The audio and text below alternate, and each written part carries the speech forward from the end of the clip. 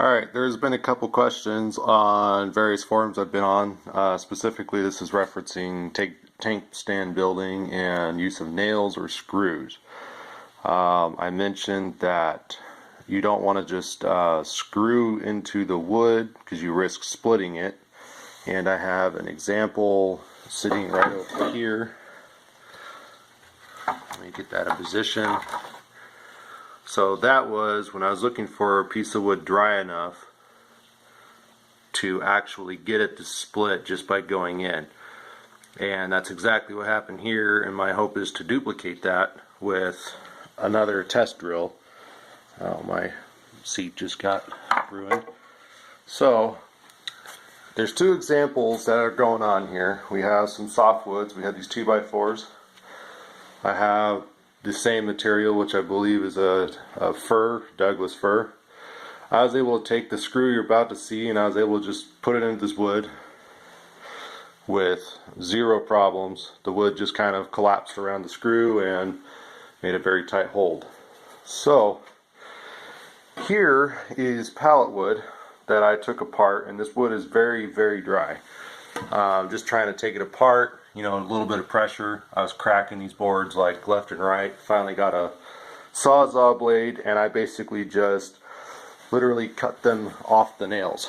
So let me get in position here, get my stand rebuilt.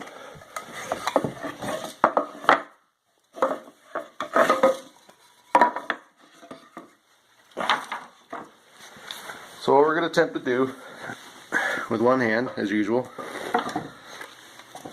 is drill into this board right here, and I'm expecting it to crack just like the other side, and then we're going to do a demo of a drill bit.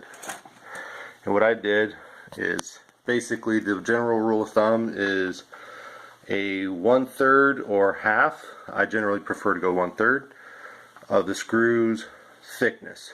So if you look real closely here, that's pretty darn close to half. I should probably go a step down, but now let me see if I got that. Here we go. So probably use this guy. So the reason to pre-drill is to prevent what I'm hoping to duplicate, and that is the screw cracking. So give me a second here and let me set it up.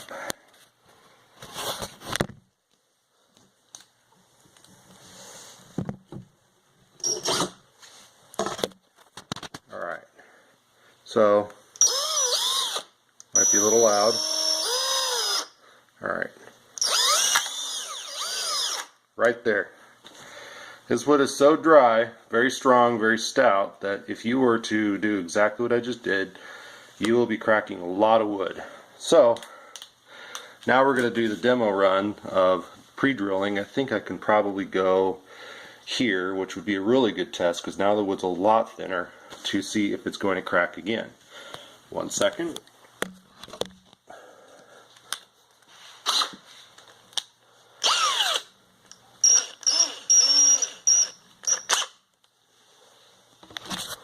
Now the general rule of thumb that you want to do is to go most of the way in where the screw would go. I generally try to get this as perfect as possible. The tip of the screw is much narrower, so that's part of that reason.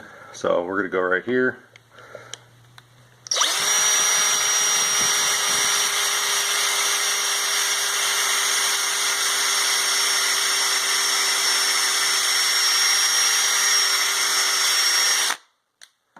Alright.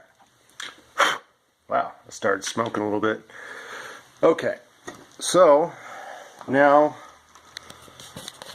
I'm going to change my bit real quick for you.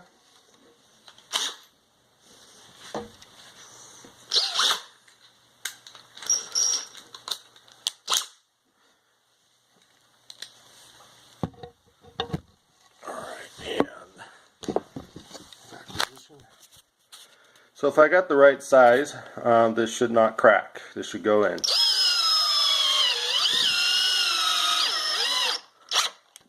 And look at that. No split. We're going to flip it over and we're going to see if it split again. And there you have it. You can see exactly what the screw is going to do, and The idea behind the screws is you want the wood to essentially kind of compress around it, which creates a really tight fit.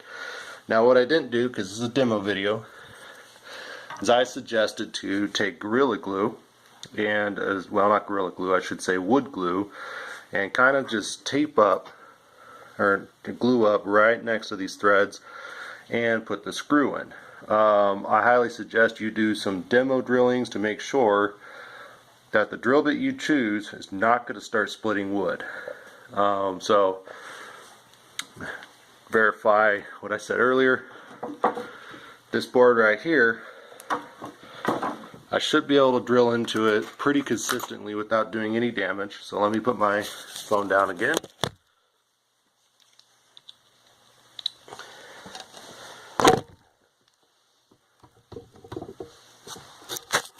Now these screws are wood screws. They're kind of self-setting and things like that.